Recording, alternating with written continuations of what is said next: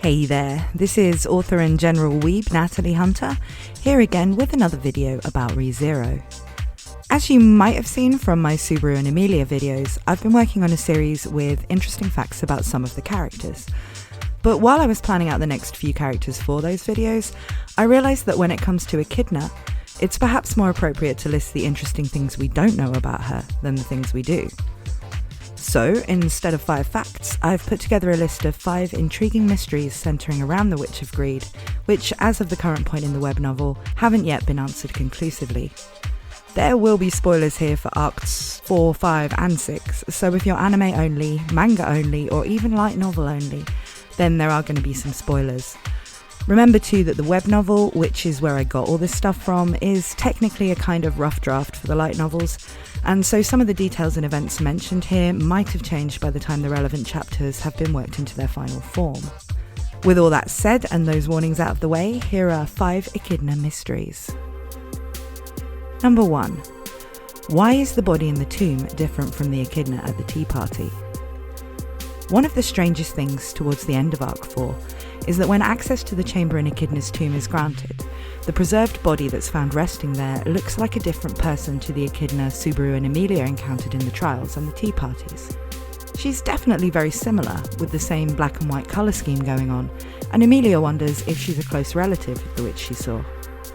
However, when Beatrice and ROSWAAL, who knew Echidna when she was alive, see the body, they recognise her as the witch they knew. This means that the woman who created Beatrice, and who ROSWAAL is obsessed with reviving, may not be the same Echidna who existed in the tea party, and who has returned to the world using the body of Louis Mayer. Of course, with all of her experiments, there's a chance that the fact the recreation of herself in her dreamlike citadel just looks a bit different for some other reason, while still being the same person.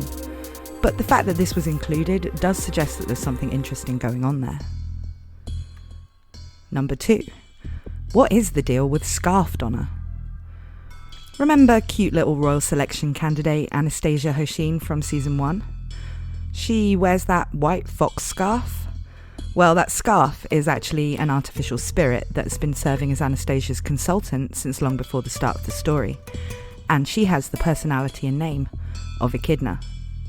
Anastasia found her scarf in a cargo box, and when Subaru speaks to her, he learns that she doesn't have any memories from before joining Anastasia, other than knowing her name is Echidna.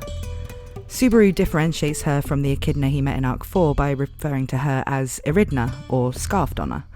Now, Echidna, who was able to create Beatrice, would almost certainly have been able to create an artificial spirit that shared her own personality and goals, possibly to help her in her research. So it isn't hard to imagine how Scarfed on her probably came to exist.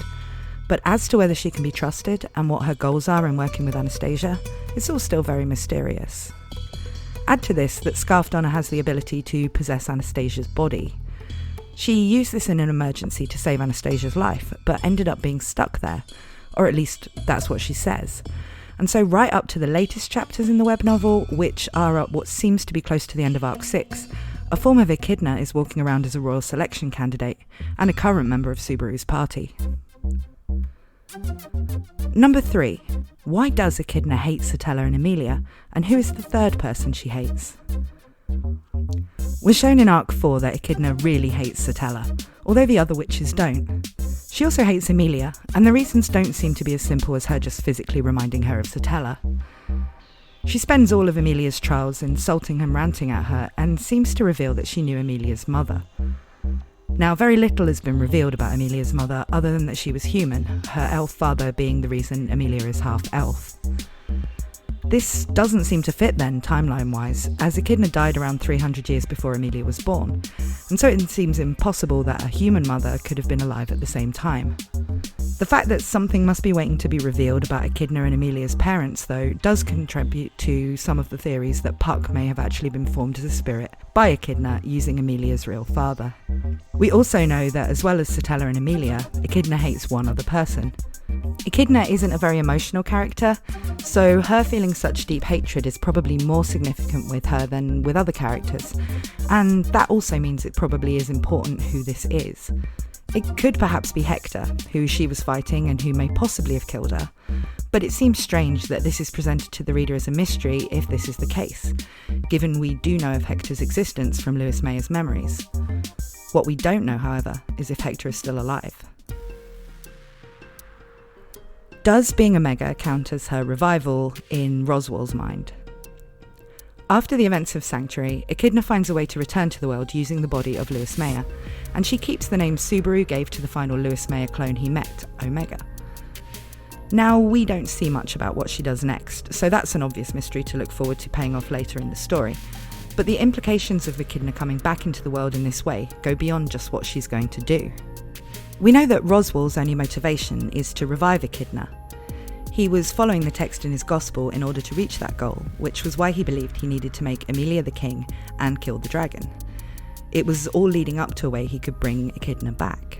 But when he talks to Beatrice in the tomb, after the gospel is destroyed, he asks her if she'd be willing to help if he had a way to bring Echidna back. So does this mean ROSWAAL and possibly Beatrice had something to do with Echidna becoming Omega? It would seem strange for them to just carry on normally after that, rather than actually meeting with her. And there's plenty of evidence that Echidna wouldn't need any help from ROSWAAL in this particular situation.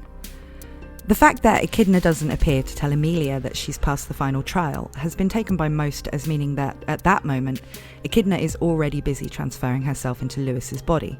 That was always her plan. Another popular theory is that in a previous loop where Beatrice sends Subaru to the lab in Sanctuary and he finds it smashed up with the crystal containing the OG Louis missing, Echidna has already enacted the same plan in that loop. It's most likely then that ROSWAAL has no idea about Omega, in which case, what does that mean for his goals? If ROSWAAL finds out that Echidna's managed to return to the world without his help, will he no longer care about supporting Emilia and gaining access to the dragon? Will his pride be hurt by the fact he'd followed the gospel for so many years, and then Echidna had returned without needing any of his efforts, and then not even sought him out right away? ROSWAAL has been shown to be defined by the fact he cares about one person and only one goal, and is willing to sacrifice anything and everything to that end. That's really at the core of his ideological conflict with Subaru. And so, what will he be like when that goal is gone? Number 5. What happened in the end with Echidna and Hector? As I said earlier, we don't know the current status of the Warlock of Melancholy, Hector, but it was Echidna's fight with him that led to Echidna creating Sanctuary in the first place, and we can deduce from her goodbye to Beatrice that she didn't live long after that. We also know that Hector was stronger than Echidna, and also that he put the original ROSWAAL out of action. So, did Hector kill Echidna? We already know that there were different accounts of how the witches died to the idea that they were eaten by the Witch of Envy, so her death does count as not really being explained yet. We also don't know why Hector was gunning for her in the first place, though she was definitely aware that he was before he made the attack that resulted in her setting up the Sanctuary barrier. There's definitely more to be revealed here. Echidna is without a doubt one of the most intriguing characters we've encountered so far in ReZero. After all, a witch who owns a book with all the knowledge in the world in it and refuses to read it is always going to be a complicated person to deal with.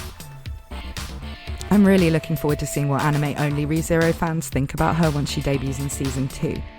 But what do you think about the Echidna-related mysteries on this list? Do you have any theories? Let me know in the comments. As always, if you enjoyed this video, please like and subscribe. This is a really new channel, and so I really appreciate every subscriber and view that I get. You can also check out my own books on Amazon, and they're also free to read in Kindle Unlimited if you have that. A link is in the description. Though I do have to warn you, they are kind of lewd, so really only look them up if you're an adult and not of a sweet and innocent persuasion. Okay, thank you for watching, and I hope to see you again soon.